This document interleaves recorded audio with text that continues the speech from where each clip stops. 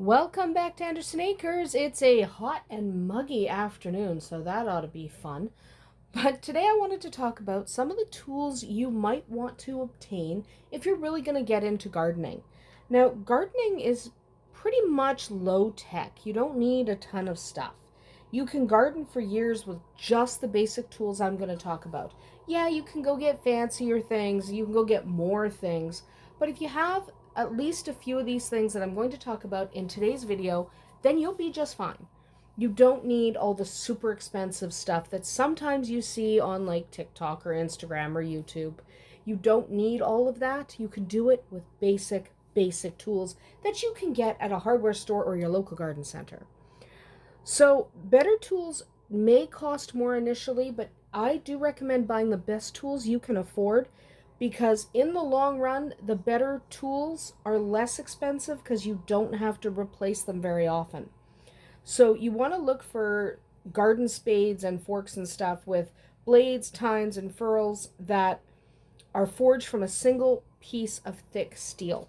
So look for one where the entire thing is solid metal. The handle might be plastic or wood, and that's fine, but the actual usable part of the tool, so the blade or the tines or whatever that tool has, look and see if it's forged from a single piece of metal, because if it's forged from a single piece of metal, it will last longer than those tools that are forged from different pieces of metal that are just welded together. So look and see. You'll be able to tell. You'll be able to tell where things have been welded together.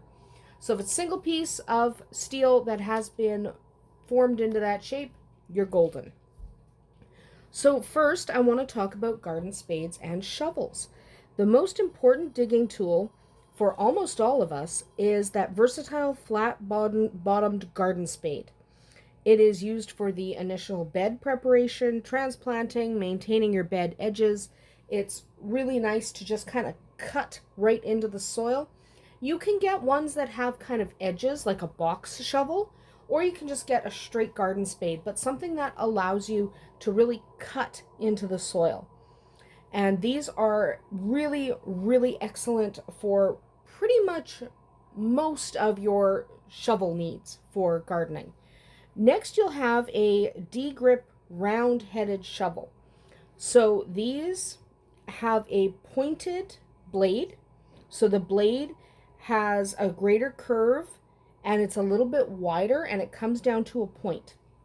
It is very useful for sandy soils and for scooping and moving piles of gravel and rock.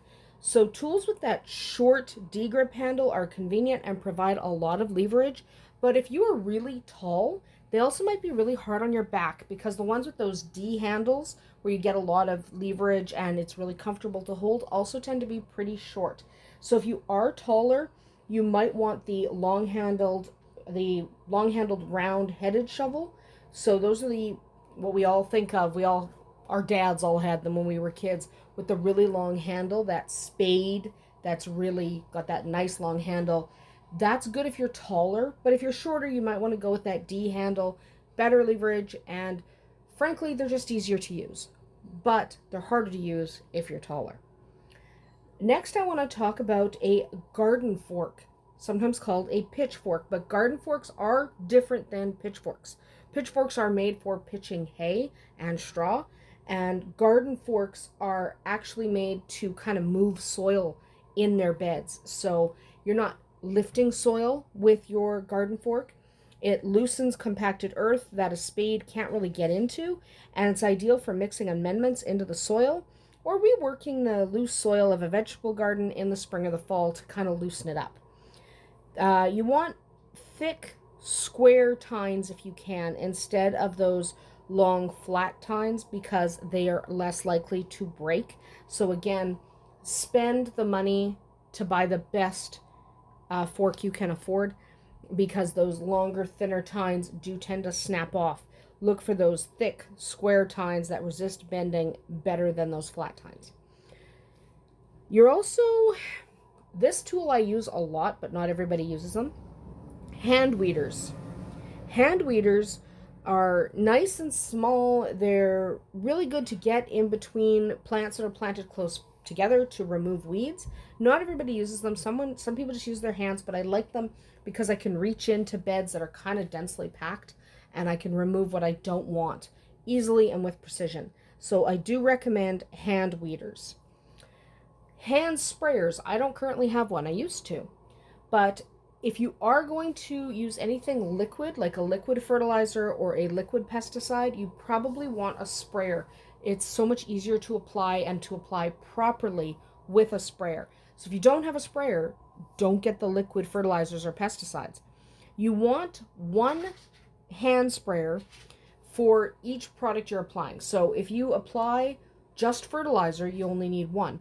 But if you apply fertilizer and pesticide, you're going to want two. Okay, you just don't want to mix and match. Use one for fertilizing, one for pesticides, one for whatever you're using. Only use it for that one product. You want to wash them well after every use because the fertilizers and the pesticides do tend to clog up the nozzles. So over time, your hand sprayer will become less effective.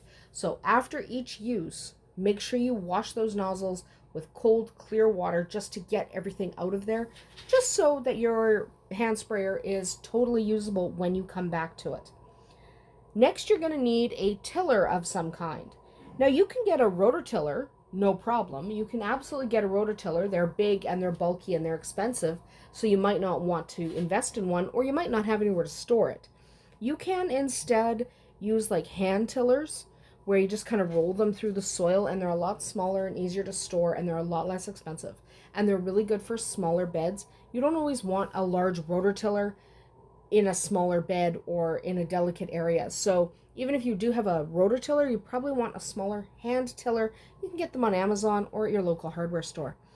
But they're really good for working fertilizers into the soil and smoothing out your garden beds so that there's less bumps and thumps, and you want to make sure that your beds are nice and smooth and nicely tilled up so that they're not so compacted. So you can use these to loosen up your soil or simply for working fertilizer in. That works as well. You probably want a garden rake. Garden rakes can smooth the soil in preparation for setting out plants or sowing your seeds. You can use them either tying down or tying up. I like tying down for mixing in things like amendments. And then I like tying up, use the flat side of that rake to kind of smooth out your bed when you're all done before you make your marks for your planting holes and stuff like that. A lawn rake is not a bad idea. These are also called leaf rakes. And generally they're not that useful for gardening. But if you live in an area like I do, where a lot of trees have shed their leaves over the fall, in the spring your beds are covered with leaves. So it's really nice to take your leaf rake or your lawn rake, they're the same thing, but you can take that and just use it to scoop off those leaves, twigs, generally tidy up your garden beds before you are planting. So that can be really useful, and they're useful just around the house, not around the house itself, but around the yard where you can rake up leaves if you need to. So they're a good investment as well, though I would invest in a garden rake first because that's what you will use more often in your garden. Garden hose are another important thing. You do want a good garden hoe.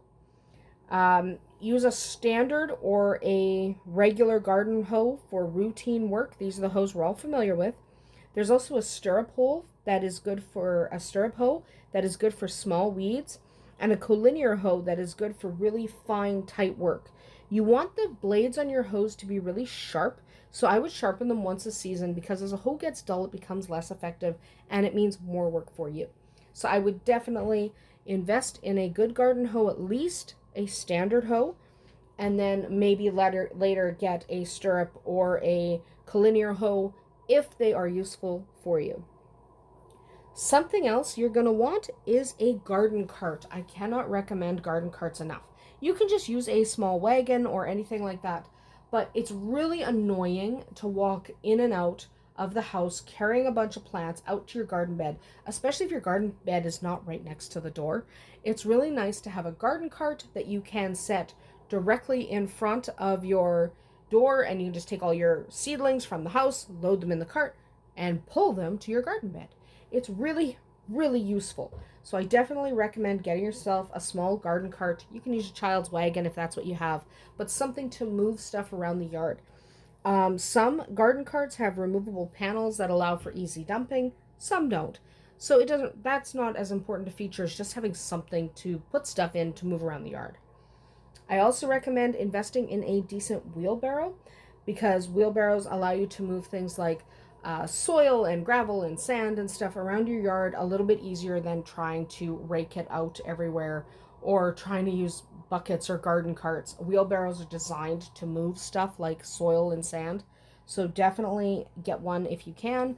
Buy the strongest, most durable one you can afford because they do wear out if you buy the cheaper ones. And I do recommend wheelbarrows with two wheels instead of one wheel just for stability. They're easier to move around your yard. You're definitely going to want a pair of pruning shears as you grow your plants. Now, there are two styles of pruning shears. There's a bypass shear and an anvil shear. A pair of bypass pruning shears will handle almost all of your pruning needs. Bypass shears have two curved blades that cut like scissors. A good pair will cut through living stems and branches up to about a ½ inch thick, maybe even a little thicker if you get a really good pair. Anvil shears I don't like and I don't recommend. These have like one straight blade that cuts against the soft metal surface of the other blade, and they do tend to crush stems and leave wounds that aren't as clean, and they do tend to damage your plants. They are a little bit cheaper, but anvil shears can damage your plants, and I don't like them for that. I do like to keep my plants healthy. So bypass pruning shears might be a little more expensive, but only by a few dollars. It's not a lot. So get those over the anvil shears just because that anvil style does do a little bit of damage to your plants. Another tool I like is the hand cultivator. The strong tines on this tool are really helpful for loosening and aerating the soil and are really invaluable for removing those weed roots that kind of you just can't get because the weed keeps coming back. These cultivators allow you to kind of get in there and pull them out. So I really like having a hand cultivator. These come in most of your starter garden kits, so you probably have one. I also like trowels.